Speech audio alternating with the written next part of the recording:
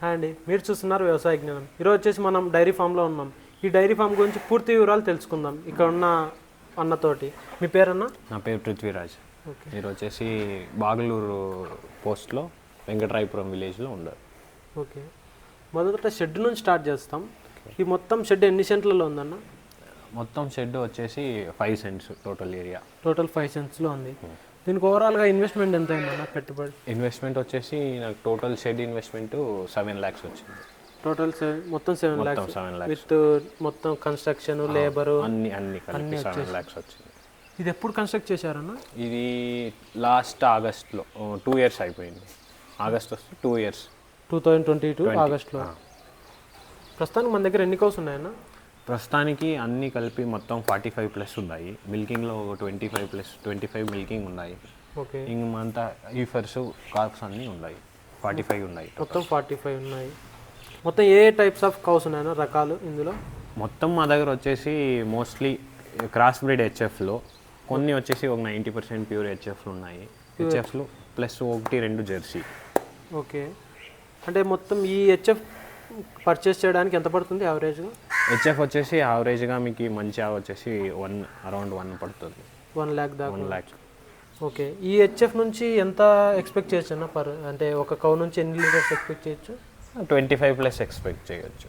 ఒక డేకే లేకపోతే per day 25 litres expect చేయొచ్చు. 20 to 25 లీటర్స్ ఈజీలీ ఎక్స్పెక్ట్ చేయొచ్చు. ఓకే, మన దగ్గర ఇప్పుడు 2 రకాలు అంటున్నారు కదా, ఒకటి హెచ్ఎఫ్ మరి జెర్సీ కూడా. దానికి దీనికి డిఫరెన్స్ ఏమన్నా అంటే ఎంత? హెచ్ఎఫ్ అంటే కొంచెం మిల్క్ ఫ్యాట్ పర్సెంటేజ్ కొంచెం తక్కువ, జెర్సీలో బాగా వస్తుంది. కానీ మన ప్రొడక్షన్ వచ్చేసి హెచ్ఎఫ్ వచ్చేసి ఒక 6 months ప్రెగ్నెంట్ అయినాక 6 months వరకు పాలు ఇస్తూనే ఉంటుంది. జెర్సీ వచ్చేసి ఒక 2 to 3 monthsలో పాలు తగ్గిపోతుంది. ఓకే, అంటే జెర్సీకి కూడా సేమ్ 25 లీటర్స్ దాకా తీసుకోవచ్చు. బ్రీడెడ్ యానిమల్స్ 25+ ఇస్తున్నాయి జెర్సీ కూడా. ప్లస్ అంటే మన దగ్గర కొంచెం లేదు. జెర్సీ వచ్చేతలకి 15 to 20 లీటర్స్ అంతే మన దగ్గర ఉండేది. అన్న, మీరు ఇది స్టార్ట్ చేశారు కదా, అంటే మీరు 5-10 కౌలతో స్టార్ట్ చేశారు లేకపోతే మొత్తం 20-30 కౌలతో స్టార్ట్ చేశారు అని? మా ఇంట్లో వచ్చేసి మోర్ దెన్ 30 years నుంచి చేస్తున్నారు. 2 years బ్యాక్ వచ్చేసి 15 cows స్టార్ట్ చేసాం ఇక్కడ. ఓకే, ఇప్పటికి వచ్చేసరికి 45 cows ఉన్నాయి. అంటే దానివే రీప్రొడ్యూస్ చేసుకొని కొన్ని తీసుకున్నాము, ఒక 5 to 10 తీసుకున్నాము. ఓకే, ఇంకా అన్ని రీప్రొడక్షన్ ఇవన్నీ ఇంట్లో పుట్టిండేవి. అంటే మీరు ఓన్లీ ఇంట్లో దానితోనే జనరేట్ చేసుకుంటూ ఫామ్ స్టార్ట్ చేశారు? అవును. ఓకే, ప్రస్తుతానికి మన దగ్గర 25 కౌస్ మిల్కింగ్ ఇచ్చేది. మిల్కింగ్ ఇల్లు ఉన్నాయి. పర్ డే ఎన్ని లీటర్స్ మనం మిల్క్ తీసుకెళ్ళచ్చు? యావరేజ్గా 500 లీటర్స్ దొరుకుతుంది మార్కెట్ పర్ డేకి. ఓకే, అంటే మీరు మిల్క్ డైరీకి పోస్తారా లేకపోతే మీరంతకు మీరు ఓన్ బ్రాండింగ్ ఏమైనా క్రియేట్ చేశారు? ఇంకో బ్రాండింగ్ చేయలేదు, ఆల్రెడీ డైరీకి పోస్తున్నాము. బ్రాండింగ్ వచ్చేసి సెప్టెంబర్లో ఎక్స్పెక్టెడ్. బ్రాండింగ్ చేసి డైరెక్ట్ B2C చేస్తామని. B2C. ఓకే, అంటే ఇప్పుడు ప్రస్తుతానికి మార్కెట్లో ఎంత నడుస్తుంది అంటే పర్ లీటర్ ఎంత కాస్ట్ వస్తుంది? పర్ లీటర్ వచ్చేసి ఇప్పుడు తగ్గింది, వానాకాలం కదా, సో 32 to 33 రూపీస్ ఉంది. ఓకే, ఎండాకాలంలో ఏం రేట్ నడుస్తుంది? 37-38 నడుస్తుంది. ఓకే, అంటే రైనీకి ఎండాకాలానికి ప్రొడక్షన్ జాస్తి వస్తుంది ఇప్పుడు. ఓకే, సో అందువల్ల కొంచెం డిమాండ్ తక్కువ. కౌస్కి మీరు పచ్చగడ్డి వేస్తున్నారు లేకపోతే ఎండుగడ్డి అలా ఏమైనా ప్లాన్ చేశారు? మనం అంతా పచ్చిగడ్డే వేస్తాము. ఇప్పటికి సైలేజ్ లేదు, సైలేజ్ కొంచెం ఇస్తాము. సమ్మర్ సీజన్లో కొంచెం సైలేజ్ ప్లాన్ చేసుకుంటాము. ఓకే, మొత్తం ఎన్ని ఎకరాలు వేసారు నీ 45 కౌస్కి? 45 cows-కి 8 acresలో వేసుకున్నాం. మొత్తం పచ్చగడ్డి 8 acresలో ఉంది. ప్లస్ ఒక 2 acres వచ్చేసి అప్పుడప్పుడు మాతి కార్న్ వేసుకుంటాం. కార్న్ దాన్ని అట్టే మిక్స్ కొట్టేసి వేసుకుంటాం. ఓకే, దీనికి ఏమేమి దాని ఇస్తారు అంటే పచ్చగడ్డి కాకుండా ఆధారగా? దానా వచ్చేసి మొక్కజొన్న పిండి ఇస్తాము. మొక్కజొన్న పిండి, వీట్ బ్రాన్, మళ్ళీ మినరల్ మిక్స్చర్ అంతే. ఓకే, అది ఎంత పడుతుందని 50 kg మార్కెట్లో? 50 kg వచ్చేసి పడుతుంది, మొక్కజొన్నది 1000 రూపీస్ పడుతుంది. మళ్ళీ ఈ వీట్ బ్రాన్ అది ఒక 1200 పడుతుంది 50 kgs బ్యాగ్. ఓకే, అంటే ఇది పర్ మంత్ ఎన్ని బ్యాగ్స్ పెడతారన్నా మన? ఈ పర్ మంత్ 30-60 బ్యాగ్స్ పడుతుంది అన్నిటికి కలిపి?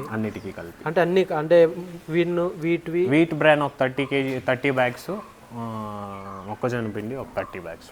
ఓకే, నా ఇన్ని కౌస్కి వెన్న శాతం పెట్టడానికి మనకి ఏమైనా ఛాన్స్ ఉందా? అంటే వెన్న శాతం యాక్చువల్లీ అందులోనే వస్తుంది. హెచ్ఎఫ్లో వచ్చేసి మనకు ఫ్యాట్ కొంచెం తక్కువ వస్తుంది. వెన్న శాతం అంతా 8 న్యాచురల్లీ వస్తుంది. సో అంతే కొంచెం తగ్గినప్పుడు అదే మొక్కజొన్న పిండి ఇస్తాం కదా, సో అందులో వచ్చేస్తుంది మనకి ఈక్వల్ అయిపోతుంది. ఓకే, అంటే మీరు ఇన్ని కౌస్కి ఏమేమి దానా ఇస్తారు, అది ఏ టైప్లో ఇస్తారు, ఎంత మోతాదులో ఇస్తారు? యావరేజ్గా ఆవు సైజ్ బట్టి ఇస్తాము మేము. ఓకే, కొంచెం చిన్న ఆవుకు అయితే ఒక 1.5 kg అది 1.5 kg ఇది ఇస్తాము ఒక టయానికి. ఓకే, పెద్ద ఆవు వచ్చేతలకి 2 kgs ఇస్తాము. అది కొంచెం చూసుకొని ఇస్తాము. ఆ వీట్ పౌడర్ 2 kgs ప్లస్ ఇది మొక్కజొన్న పిండి 2 kgs. ఇది వచ్చేసి మనం ఇట్లా వేసేస్తాము, ఎంత కావాలంటే అంత తినుకుంటాం. అంటే యావరేజ్ అంటే 10 kgs యావరేజ్గా ఒక 30 to 35 kgs ప్లస్ అయిపోతుంది ఒక ఆవుకు వచ్చేసి. ఓకే, మనం ఇప్పుడు వానాకాలంలో మిల్క్ ప్రొడక్షన్ ఎక్కువ వస్తుంది అంటున్నారు కదా, ఎండాకాలం తక్కువ వస్తుంది అంటున్నారు కదా, దాని రీజన్ ఏమన్నా మెయిన్? ఎండాకాలంలో వచ్చేసి హెచ్ఎఫ్ వచ్చేసి స్ట్రెస్కి వెళ్ళిపోతాయి. మనం ఎంత మెయింటైన్ చేసినానో కొద్దిగా స్ట్రెస్ పోతుంది. పర్ కౌ 2 లీటర్స్ మనకు తక్కువ అయితేనూ 25 కౌస్ 50 లీటర్స్ ప్లస్ తక్కువ అయిపోయాయి. అట్లా అయిపోతుంది స్ట్రెస్లో. అంటే ఇక్కడ ఆల్మోస్ట్ బెంగళూరులో, మీది బెంగళూరు దగ్గరలో ఉంది, వాతావరణం కొద్దిగా కూల్గా ఉంది. అవును, కొద్దిగా సిటీ బయటకు వెళ్ళాక లేకపోతే ఆంధ్ర అలా వచ్చాక వేడి ఎక్కువ ఉంటుంది కదా, ఆ టైంలో మొత్తం పడిపోతుందా లేకపోతే కొంచెం తగ్గుతుంది? ఎందుకంటే మనం ప్యూర్ హెచ్ఎఫ్ పోయినంత హీట్ స్ట్రెస్ జాస్తి. ఓకే, సో ఇవి వచ్చేసి ఇంటర్నేషనల్ బ్రీడ్స్ కాబట్టి అక్కడ కూల్ క్లైమేట్కి ఉండేది. ఓకే, మనం వచ్చేసరికి క్రాస్ బ్రీడ్ ఎత్తుకుంటామంటే ఒక 10 to 15 ప్రొడక్షన్ పెట్టుకుంటామంటే మనకు సేమ్ ప్రొడక్షన్ వస్తూనే ఉంటుంది. స్ట్రెస్ హీట్కి కూడా తడుచుకుంటాయి అవి కొంచెం. ఓకే, మీ సజెషన్ ఏమంటే ప్యూర్ హెచ్ఎఫ్ వెళ్ళేదానికంటే క్రాస్ బ్రీడ్ వెళ్తే ఎక్కడ మనకి టెంపరేచర్ జాస్తి వస్తుందో అక్కడ మనం క్రాస్ బ్రీడ్ పెట్టుకోవచ్చు. కొద్దిగా cross breed 70 HF 30 cross breed పెట్టుకోవచ్చు. అంటే ఇప్పుడు సమ్మర్లో 45 టెంపరేచర్ 43, 45 అలా అన్నప్పుడు హెచ్ఎఫ్ క్రాస్ బ్రీడ్ అయితే బెటర్. ఓకే, అంటే చాలామంది ఇప్పుడు బఫెలో ఫార్మ్స్ పెడుతున్నారు, అంటే కౌకి బఫెలోకి డిఫరెన్స్ ఏంటి? మిల్క్లోనే డిఫరెన్స్. బఫెలో మిల్క్ కొంచెం కొద్దిగా ఎక్స్ట్రా కాస్టే, సేమ్ మెయింటెనెన్స్. అంటే మెయింటెనెన్స్ ఓకే సేమ్. అంటే దానికి ఏమన్నా జాగ్రత్తలు, దీనికి ఏది బెస్ట్ అనిపిస్తుంది మనకి? వచ్చేసి మన మిల్క్ ప్రొడక్షన్ బట్టి డిపెండ్ అవుతుంది. మన ఏరియాలో దానికి డిమాండ్ ఉందో దాన్ని బట్టి చేయొచ్చు. ఓకే, అంటే రెండు ఈక్వల్గానే మెయింటెనెన్స్ అంతా ఉంటుంది. అందులో వచ్చేసి ప్రొడక్షన్ తక్కువ వస్తుంది కానీ లీటర్ కాస్ట్ అది జాస్తి ఉంటుంది. అదెంత నడుస్తుంది ప్రస్తుతం మార్కెట్? 65 ప్లస్ అయిపోతుంది. డైరీకి పోస్తే 65 ప్లస్ వస్తుంది. ఓకే, మీరు ఇప్పుడు ఈ 500 లీటర్స్ డైరీకే పోస్తున్నారు, 32 నుంచి 33 33 రూపీస్ వస్తుంది ఇప్పుడు. అన్న, ఇందులో మనకి సమ్మర్లో ఏమైనా డిసీజ్ వస్తాయి లేకపోతే రెయినీ సీజన్లో వానకి తడిసి జలుబు అలాంటివి ఏమైనా డిసీజెస్ వస్తాయి, దానికి ఎటువంటి జాగ్రత్తలు తీసుకుంటారు మీరు? నార్మల్ ఫీవర్ వచ్చేసి అవాయిడ్ చేయలేము. ఎప్పుడున్నాను మనకి నార్మల్ ఎట్లా వస్తుందో అట్లా అవుట్లకి వస్తాయి. సో అదంతా అవాయిడ్ చేయలేము. సమ్మర్లో వచ్చేసి మనకి మెయిన్గా ఎఫ్ఎండి వస్తుంది. ఎఫ్ఎండి అంటే ఫుట్ అండ్ మౌత్ డిసీజ్. నోట్లో ఇంకా కాళ్ళలో గుల్లలు పుండ్లు అయిపోతాయి, ఫుల్లీ బ్లీడింగ్ అయిపోతుంది. అట్లా దానికి వ్యాక్సిన్స్ ఉన్నాయి. ఇయర్లీ ట్వైస్ ఎఫ్ఎండి వ్యాక్సిన్ చేయించుకోవచ్చు. అంటే పిల్లప్పుడే వేస్తే అది డిసీజ్ రాకుండా ఉండేది లేకపోతే? అట్లా లేదు, ఎవ్రీ ఇయర్ చేసుకోవాలి. రిపీటెడ్ వ్యాక్సిన్ చేయించుకోవాలి. At least yearly once every year చేయించుకోవాలి. ఓకే, మనకి ఇన్ని కౌస్ ఉన్నాయి కదా, దీనికి బ్రీడింగ్ ఎలా అన్నా మనం? బ్రీడింగ్ వచ్చేసి నేనే చేసుకుంటాను. సెమెన్ తీసుకొని పెట్టుకున్నాను, నేనే ఇంజెక్షన్ తీసుకొని మీరే వేసుకుంటారు. ప్లస్ ఒక బుల్ కూడా ఉంది. ఇన్ కేస్ మనకి ఎప్పుడైనా మనకి ఏఐ వర్కౌట్ కాకపోతే న్యాచురల్ బ్రీడింగ్ చేసుకుంటాం. ఈ బ్రీడ్తో చేసేసుకుంటారు. ఓకే, అంటే మీరు ఇది చేస్తారు కదా బ్రీడింగ్ది, దానికి ఎంత కాస్ట్ పడవచ్చు యావరేజ్గా? Depends upon breed. మనము ఆవు తీసుకుంటాము, బుల్ సెలెక్ట్ చేసుకుంటాము దానిపైన. సెక్సెడ్ సెమెన్ వచ్చేసి 1000 రూపీస్ నుండి కాస్ట్ ఉంది. 1000 నుంచి క్లోజ్ టు 10,000 వరకు ఉంది. WWS సెమెన్ పోతే 10,000 వరకు ఉంది. నార్మల్ బ్రీడింగ్ 70 రూపీస్ 80 రూపీస్లో కూడా మనకి దొరుకుతుంది. 25 రూపీస్ కూడా ఉంది నార్మల్ బుల్స్, జెనోమిక్ బుల్స్. అన్న, ఇంత షెడ్కి క్లీనింగ్ ఎలా చేస్తున్నారు? అంటే లేబర్ ఏమైనా ఉన్నారా లేకపోతే? లేబర్ ఉన్నారు, 2 ఫ్యామిలీలు, యూపీ వాళ్ళు 2 ఫ్యామిలీలు. నార్త్ సైడ్ నుంచి ఇక్కడే ఉన్నారు, రూమ్స్ ఉన్నాయి, ఇక్కడే ఉంటారు. డైలీ మార్నింగ్ వచ్చేసి ఇదంతా తీసేసి ఆవులను డైలీ కడిగేస్తారు. ఆవులను డైలీ వాషింగ్ అయినాకే మిల్కింగ్ అయ్యేది. ఓకే, మొత్తం పేడ అంతా వాళ్ళే లేబర్ చేసి వాళ్ళే చేసేస్తారు. మిల్కింగ్ వచ్చేసి మిషన్స్ ఉన్నాయి. ఓకే, మిల్కింగ్ వచ్చేసి మిషన్లో మనం చేసుకుంటాం. అంటే వాళ్ళకి ఫర్ ఫ్యామిలీకి ఎంత కాస్ట్ ఇస్తారన్న? వాళ్ళకి వచ్చేసి 18,000 per month plus room. Food వాళ్ళే. ఓకే, అంటే ఇద్దరు మనం రైస్ మాత్రం 20 kgs ఎవ్రీ మంత్ రైస్ ఇచ్చేయాలి. అంతా వాళ్ళే చేసుకుంటారు. అంటే ఇద్దరికి కలిసి 18,000 వైఫ్ అండ్ హస్బెండ్. అవును. అన్న ఇంత షెడ్ కన్స్ట్రక్ట్ చేశారు, ప్లస్ ఇన్ని కౌస్ ఉన్నాయి, దీనికి ఏమైనా పిఎం కిసాన్ అట్లా పిఎం కింద ఏమైనా లోన్ శాంక్షన్ అవుతుందా, లేకపోతే దానికి ఎలిజిబిలిటీ ఏంటి? యాక్చువల్లీ మనం ఏం ట్రై చేయలేదు, ఇదంతా ఓన్ అమౌంట్లోనే చేసింది. ఉంది అంటారు పిఎం అది పిఎంఏజీనో ఏమో స్కీము.